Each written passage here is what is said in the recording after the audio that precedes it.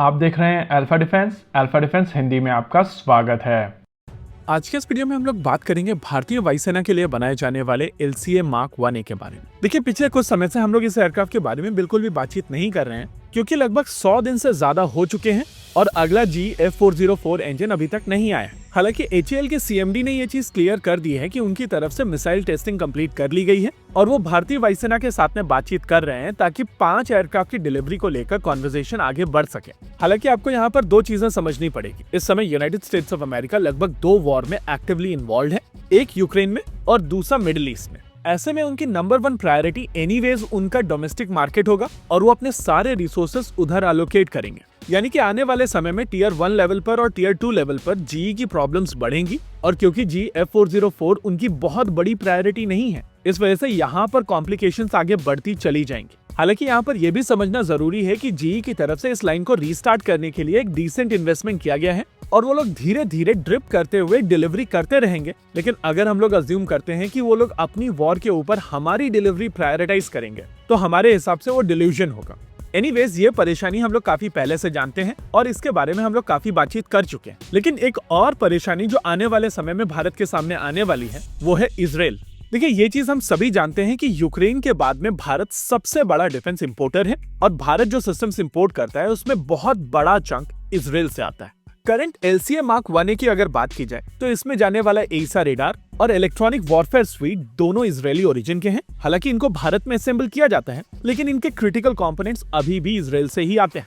अब इजराइल में जो सिचुएशन बनी हुई है उसके ऊपर बहुत ज्यादा एम्फेसिस करने की आवश्यकता नहीं है और हम सभी न्यूज में देख रहे हैं कि एग्जैक्टली इजराइल की इस समय क्या सिचुएशन है। इसके अलावा आने वाले समय में इजराइल लेबनान में एक ग्राउंड कैंपेन भी शुरू करेगा और इस कैंपेन के बाद में इजराइल के ऊपर प्रेशर और ज्यादा बढ़ेगा। वैसे ही गाजा कैंपेन स्टार्ट होने के बाद में इजराइल से आने वाले वेपन सिस्टम्स डिले हुए हैं और उनकी सप्लाई चेन बहुत ज्यादा स्ट्रेन्ड है। अब लार्जर ईरान वॉर के बाद में चीजें और ज्यादा कॉम्प्लिकेटेड हो जाएंगी और इसका डायरेक्ट इम्पैक्ट पड़ने वाला है LCA Mark 1A के ऊपर। देखिए, LCA Mark 1A as such Bharat के लिए एक बहुत इंपॉर्टेंट फाइटर जेट प्रोग्राम है, लेकिन GF404 के साथ में ऑलरेडी परेशानी के चलते ये पूरा का पूरा प्रोग्राम काफी ज्यादा डिले हो चुका है और अब ये जो रेडार के साथ में परेशानी आने वाली है उसके साथ में चीजें और ज्यादा कॉम्प्लिकेटेड हो जाएंगी। देखिए, साल 2021 में 83 LCA Mark 1A की एक डील साइन की गई थी और वहां पर आइडिया था कि 3 साल के बाद में इन एयरक्राफ्ट की डिलीवरी शुरू हो जाएगी। यानी कि मार्च 2024 से इन एयरक्राफ्ट की डिलीवरी शुरू होनी थी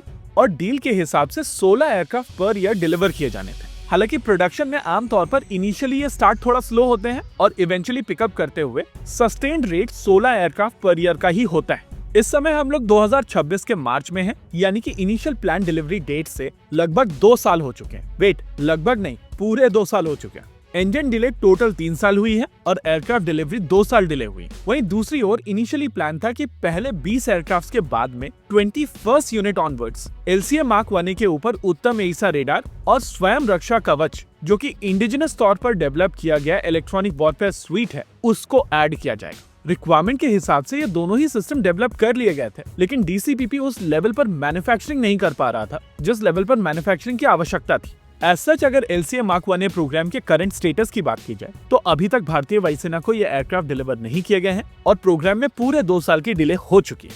वहीं दूसरी ओर अगर उत्तम एसा रेडार और स्वयं रक्षा कवच की बात की जाए तो ये दोनों सिस्टम न ही केवल रेडी हैं, बल्कि मास प्रोडक्शन के लिए जो असेंबली लाइन्स बनाई जानी थी वो भी बनकर तैयार हो चुके हैं। ऐसे में यहाँ पर एक बड़ा क्वेश्चन निकल कर आता है कि क्या इस परेशानी को देखते हुए भारत को उत्तम एसा रेडार और स्वयं रक्षा कवच पर स्विच नहीं करना चाहिए, स्पेसिफिकली इजराइल में चल रही वॉर को कंसीडर करते हुए। इसी के साथ आज के इस वीडियो में रखते हैं केवल इतना ही। वीडियो को अंत तक देखने के लिए धन्यवाद। देखते रहिए अल्फा डिफेंस। जय हिंद।